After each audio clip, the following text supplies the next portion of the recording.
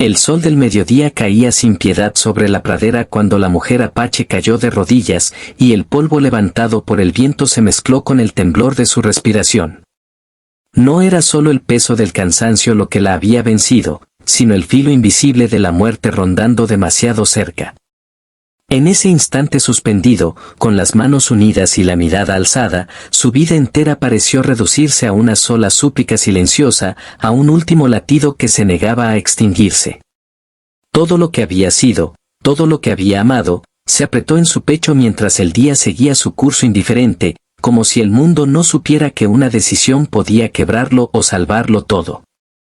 Si crees en la bondad, en las segundas oportunidades y en el poder de la compasión incluso en los momentos más oscuros, te invito desde ahora a apoyar este canal con un like, a comentar, compartir y suscribirte, porque historias como esta viven gracias a corazones que aún creen que la humanidad puede elegir el bien. La mujer se llamaba Nayeli, y su nombre significaba te quiero en la lengua de su pueblo, aunque ese día nadie parecía recordarlo. Había crecido entre montañas abiertas al cielo, aprendiendo a leer el lenguaje del viento y el paso de los animales, aprendiendo que la vida era dura pero también generosa cuando se la respetaba. Sin embargo, los años de conflicto habían barrido con esa certeza como un incendio arrasa con el bosque seco.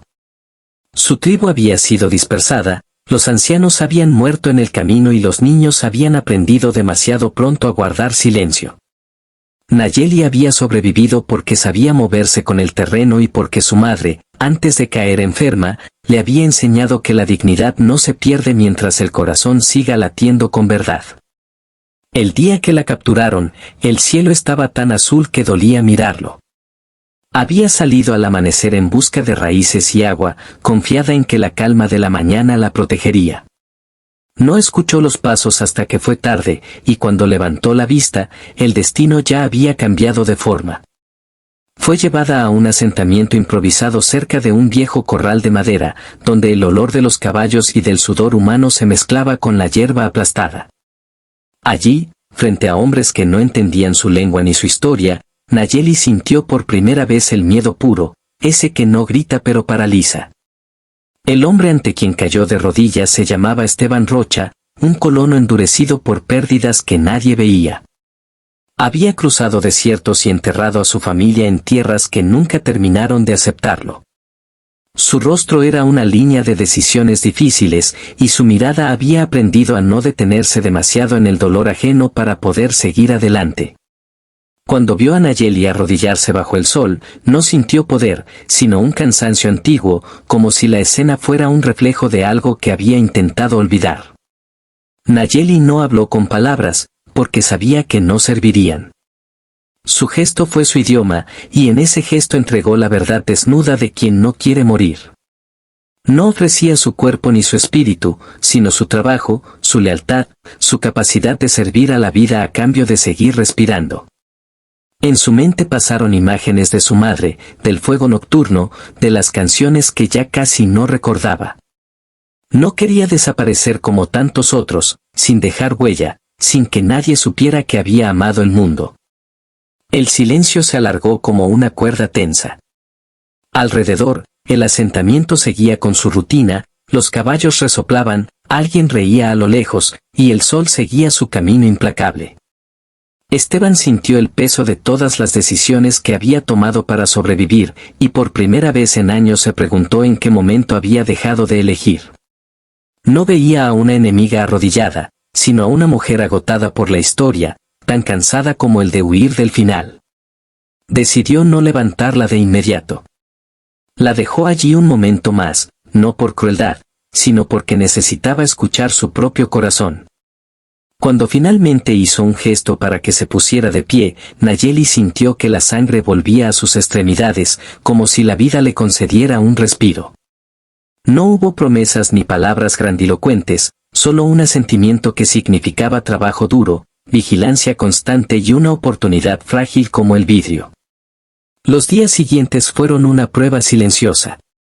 Nayeli trabajaba desde que el sol aparecía hasta que se escondía detrás de las colinas. Limpiaba, cargaba agua, atendía a los animales con la paciencia que había aprendido de niña. Cada movimiento era una afirmación de su deseo de vivir. Al principio, los demás la miraban con desconfianza, como si fuera una sombra que podía volverse contra ellos. Ella aceptaba esas miradas sin bajar la cabeza, porque sabía que la confianza no se exige, se gana. Esteban la observaba a distancia, sin admitir que algo se removía dentro de él. La forma en que Nayeli cuidaba a los caballos, hablándoles con una calma que parecía contagiosa, le recordaba a su esposa, que también creía que los animales sentían el miedo humano. La manera en que reparaba cercas y recogía lo que otros dejaban caer hablaba de una ética que no había sido quebrada por la violencia. Poco a poco, sin darse cuenta, el asentamiento comenzó a depender de su presencia. Un día, una tormenta inesperada oscureció el cielo en pleno mediodía. El viento se volvió agresivo y los animales entraron en pánico. Mientras algunos corrían sin rumbo, Nayeli se movió con decisión, cerrando corrales, guiando a los caballos hacia lugares seguros. En medio del caos, Esteban vio algo que no había visto en años: liderazgo sin imposición, fuerza sin brutalidad. Cuando la tormenta pasó y el sol regresó, el asentamiento seguía en pie gracias a esa mujer que había llegado de rodillas. A partir de entonces, el trato cambió de forma sutil. Nadie lo anunció, pero Nayeli dejó de ser solo una prisionera tolerada. Se convirtió en una pieza esencial de la supervivencia colectiva. Empezaron a confiarle tareas importantes, a pedirle consejos sobre el terreno, a escuchar cuando advertía sobre señales del clima.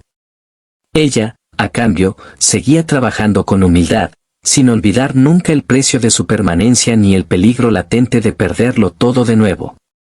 Sin embargo, el mayor desafío no venía del exterior, sino de dentro. Nayeli luchaba cada noche con el recuerdo de su gente, con la culpa de seguir viva cuando tantos habían caído.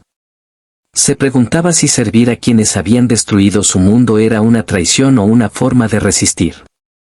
La respuesta no llegaba clara, pero cada amanecer, cuando veía el cielo encenderse sobre la pradera, sentía que vivir también podía ser una forma de honrar a los que ya no estaban. Esteban, por su parte, comenzó a recordar quién había sido antes de endurecerse. En las tardes, cuando el trabajo aflojaba, se quedaba mirando el horizonte, pensando en cómo el odio le había prometido protección y solo le había dejado vacío. La presencia de Nayeli no borraba sus pérdidas, pero abría una grieta por donde entraba algo parecido a la esperanza. No era redención inmediata ni perdón absoluto, sino la posibilidad de no repetir siempre el mismo final. El asentamiento enfrentó entonces una amenaza mayor, un grupo armado que avanzaba saqueando todo a su paso. El miedo volvió a instalarse, más denso que nunca. Esteban sabía que no tenían la fuerza suficiente para resistir un ataque frontal. Fue Nayeli quien, con conocimiento del terreno, sugirió rutas de escape, escondites naturales y señales para advertir a tiempo. Su aporte no era solo físico, sino estratégico, nacido de generaciones que habían aprendido a sobrevivir sin destruir. Cuando el peligro pasó de largo, engañado por el silencio y la astucia, el asentamiento entendió que había sido salvado por alguien a quien antes había despreciado. No hubo celebraciones ruidosas, pero sí miradas nuevas, más limpias. Nayeli sintió que, por primera vez desde la caída de su tribu, su existencia no era solo tolerada, sino valorada. El día que Esteban le permitió caminar sin vigilancia por los límites del asentamiento, el sol brillaba alto, como testigo de un cambio profundo. Nayeli respiró hondo, sabiendo que aún no era libre, pero que su vida ya no colgaba de un hilo tan fino. Había encontrado un lugar extraño donde sembrar algo parecido a un futuro, no porque hubiera olvidado quién era, sino porque había decidido seguir siendo humana en medio de la inhumanidad. Antes de llegar al final de esta historia, quiero pedirte algo especial. Si esta narración ha despertado en ti alguna emoción, deja un comentario ahora mismo, una sola palabra que represente lo que sentiste, porque tu voz también forma parte de este viaje. El tiempo siguió su curso, y aunque las cicatrices no desaparecieron, dejaron de sangrar. Nayeli enseñó a los niños del asentamiento a leer el cielo y a respetar la tierra, y ellos, sin saberlo, aprendieron otra